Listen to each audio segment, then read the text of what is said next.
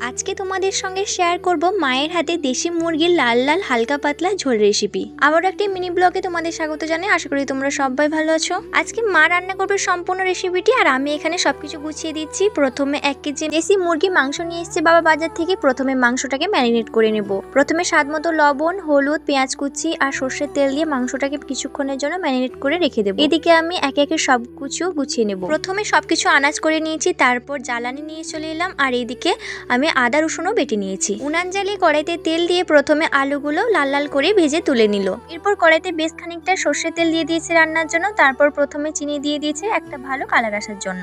এরপর প্রথমে রসুন বাটাটা দিয়ে একটু ভেজে নিয়ে পেঁয়াজ কুচি দিয়ে দিয়েছিল। পেঁয়াজটা ভালোভাবে একটু ভাজা ভাজা হয়ে গেলে কেটে রাখা টমেটো আর কাঁচা লঙ্কাটাও দিয়ে ভালোভাবে ভেজে নিয়েছি। এইদিকে হলুদ লঙ্কা দিয়ে জল গুলিয়ে একটা মশলা বানিয়ে রাখলো। এরপর আদা বাটাটা দিয়ে দিল।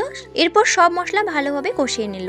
উনানে রান্না করলে তার টেস্টটা সত্যি বন্ধুরা আলাদাই হয়। এরপর মশলার জলটা দিয়ে ভালোভাবে কষিয়ে নিয়েছে যতক্ষণ না মশলা থেকে তেল ছেড়ে দিচ্ছে। এরপর মাংস আর আলুটা একসঙ্গে দিয়ে দিয়েছে। তারপর মাংসটাকে ভালোভাবে কিছুক্ষণ কষিয়ে নেবে। এরপর এইদিকে স্বাদ মতো লবণটা দিয়ে দিল মা।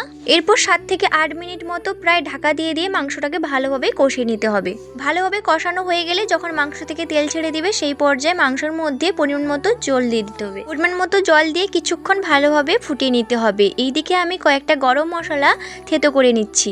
আমাদের বাড়িতে যেরকম ভাবে সাদামাটা ভাবে মা মাংস রান্না করে সেই রেসিপিটা তোমাদের সঙ্গে শেয়ার করলাম। কেউ আবার নেগেটিভ কমেন্ট করতে কিন্তু এসো না। ঝোলটা হয়ে গেছে, মা নামিয়ে নিয়েছে। মাংসর সাথে আর রান্না হয়েছিল পটল ভাজা আর শাকের ভাজা। এই ছোট্ট মিনি ব্লগটি ভালো লাগলে লাইক কমেন্ট শেয়ার করে দিও। টাটা বন্ধু।